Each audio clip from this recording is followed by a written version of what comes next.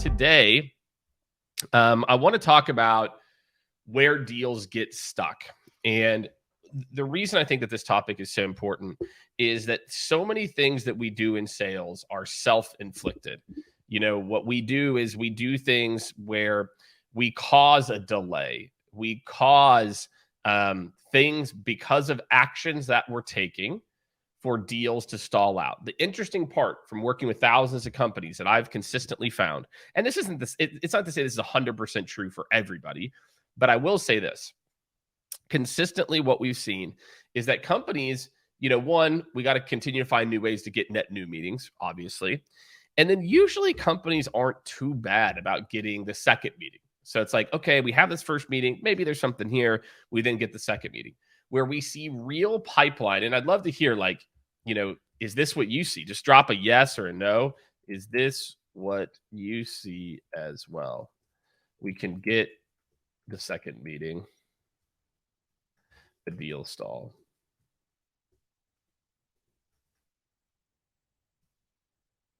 So I'd love to kind of hear from you all too. What's going on? Kunal's in the house. India's largest data science talent accelerator. Love that. From Mumbai. Love that. Hope you guys are doing great. I'd love to hear from you all. Like, if this is where you see deals get stuck. Again, like from my experience, this is where I've seen it. So yeah, definitely keen to hear, what we're seeing there. Serbia is in the house. There we go. Here you go. If you missed part one, which was about, just getting people to the second meeting, I'm going to drop this. If you missed part one, here you go. So you can go check that out as a part of it. So let's dive into it. So let's set the scene a little bit. And I'd love to know again if this is what you all are seeing too, that more of your deals get to the second meeting, but not necessarily to the third or fourth. So let's dive into it. So imagine a world, you spent all this time and energy, you got a new business meeting. Awesome, great. Then at the end, you're like, yeah, well, it'd be great to loop in a few other people, or it'd be great. And they're like, okay, yeah, we'll have a second meeting. Why not? We'll loop in a few other people.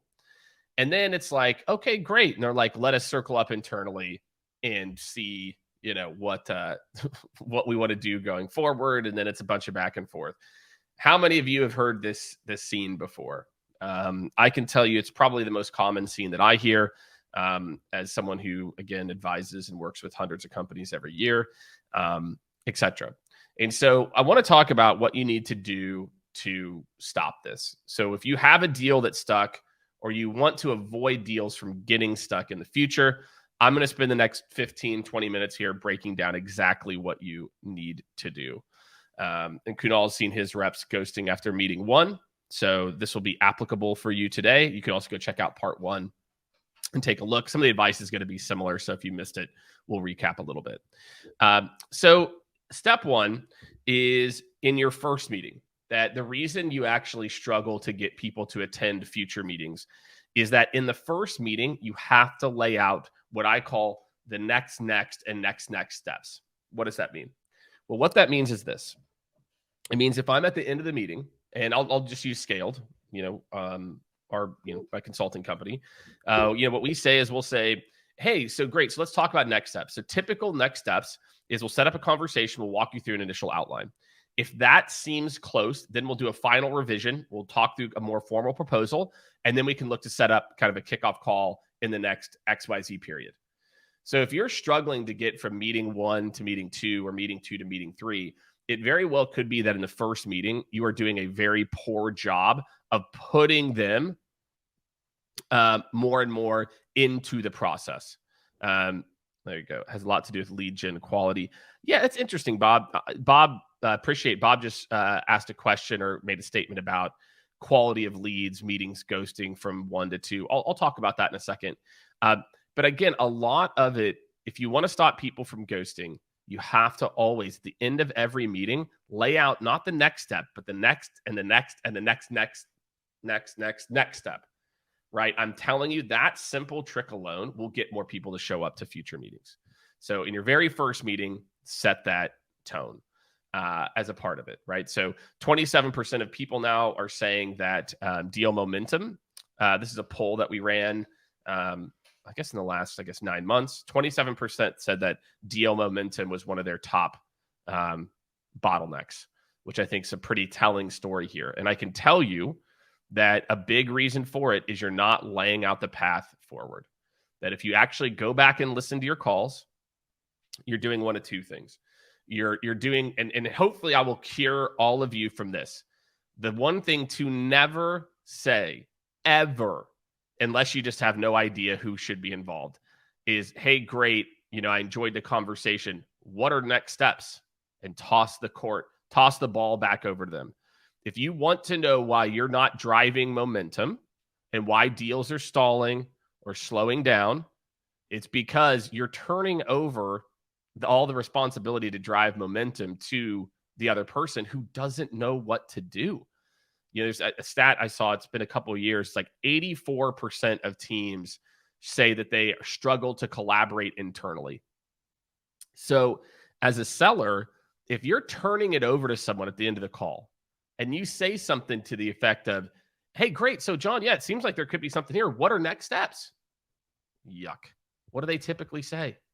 Oh, well, why don't you send me some information and we'll circulate it internally. And then, follow up with me next week.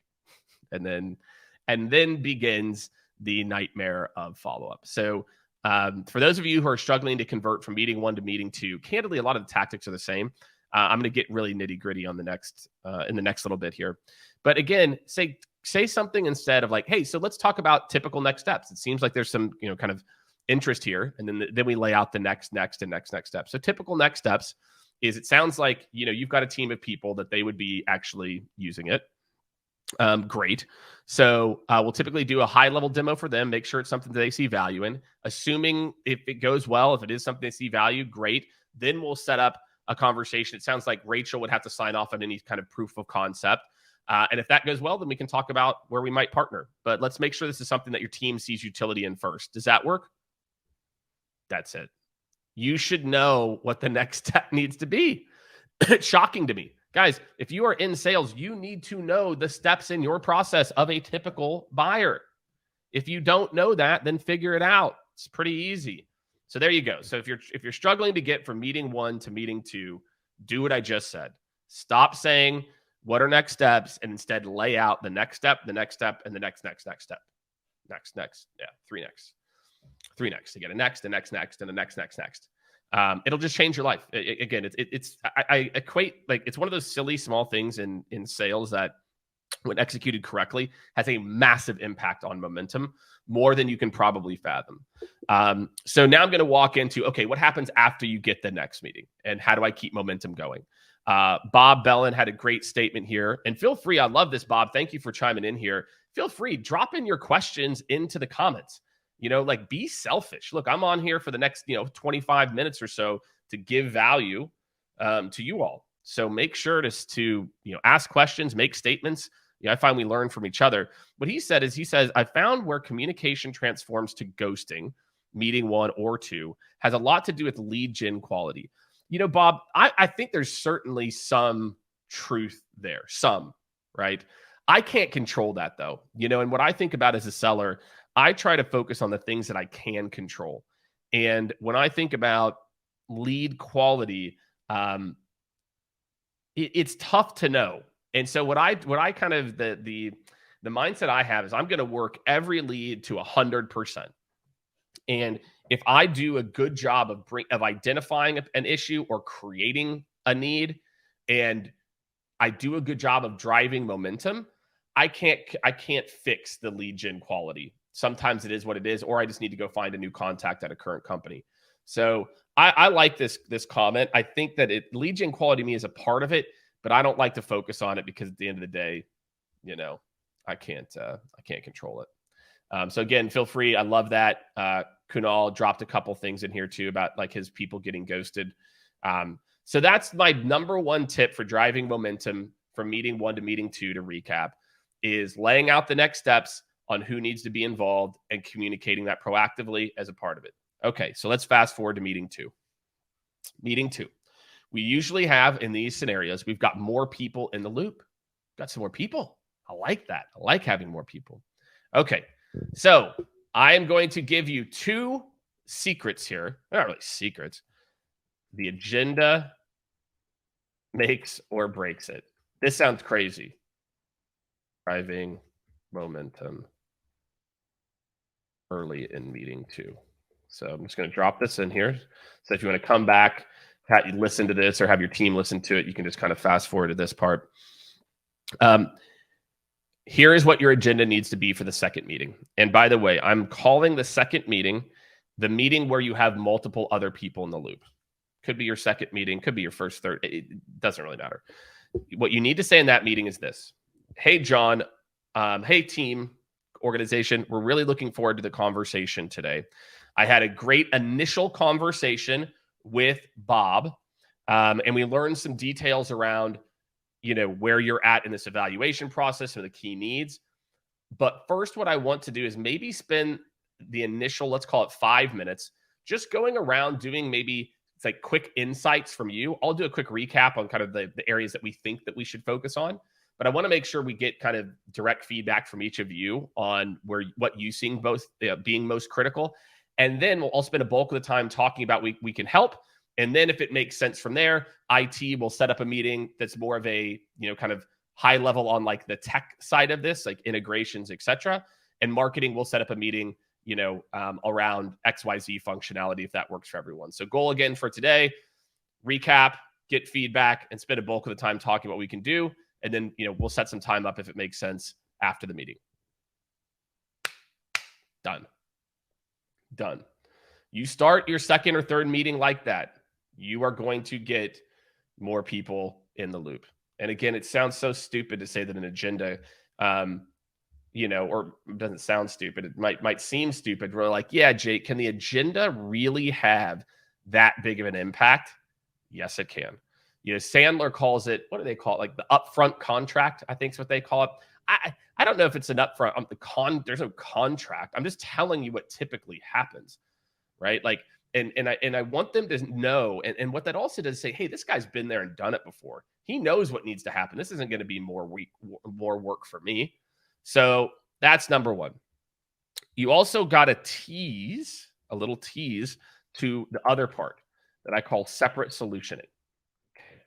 So you have this big meeting. Solutioning is where it's at. Momentum.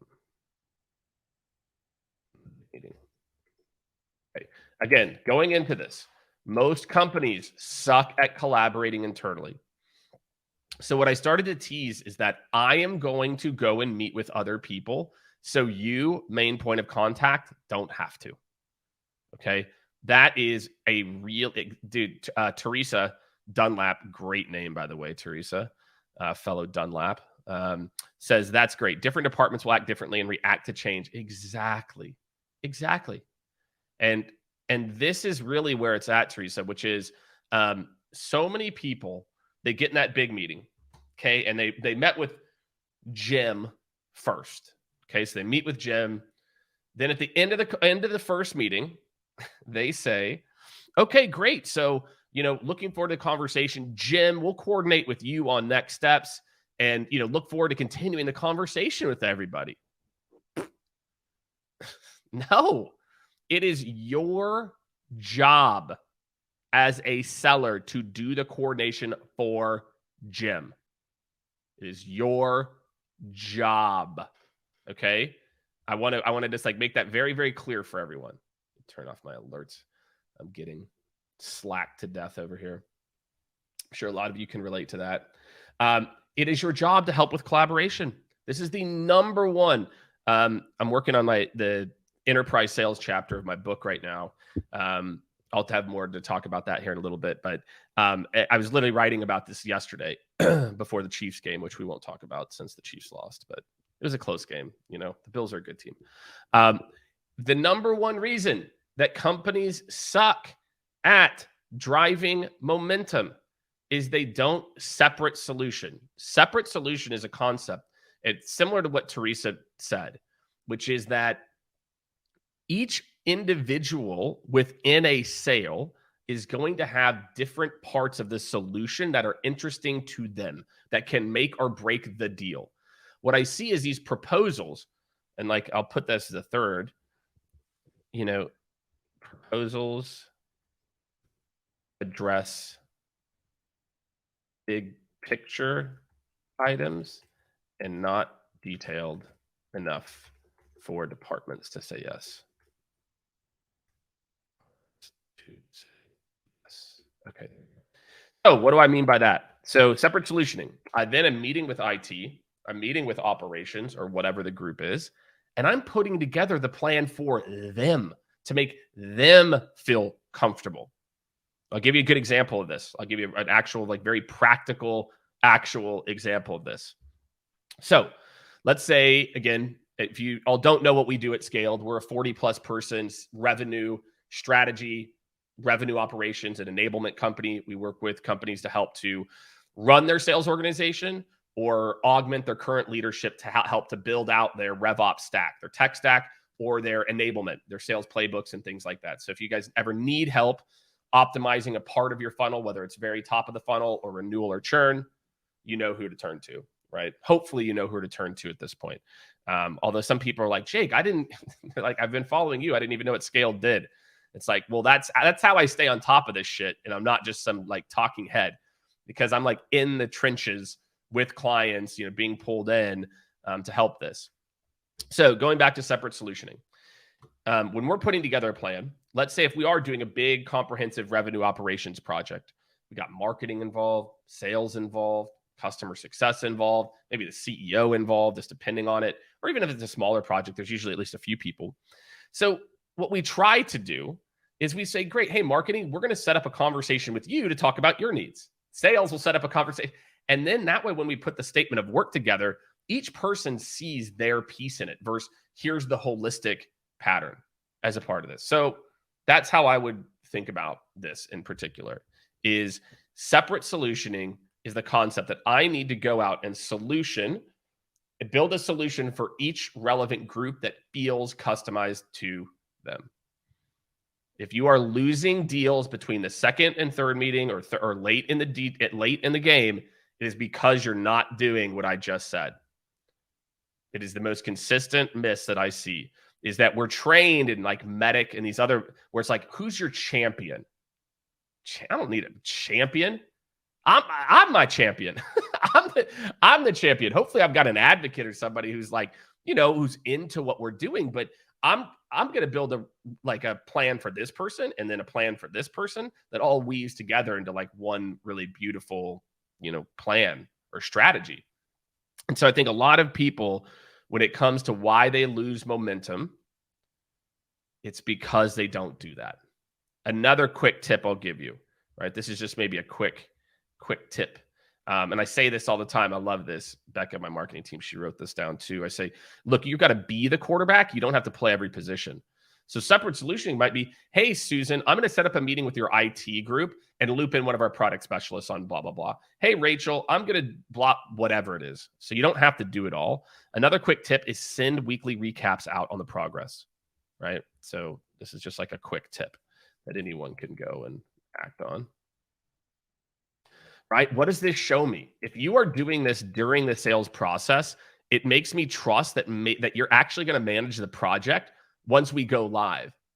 Like you're actually going to be there, whenever I'm, trying to actually go live as a part of this. So again, I really want to encourage everyone, if you're getting deals stuck, do what I'm telling you right now.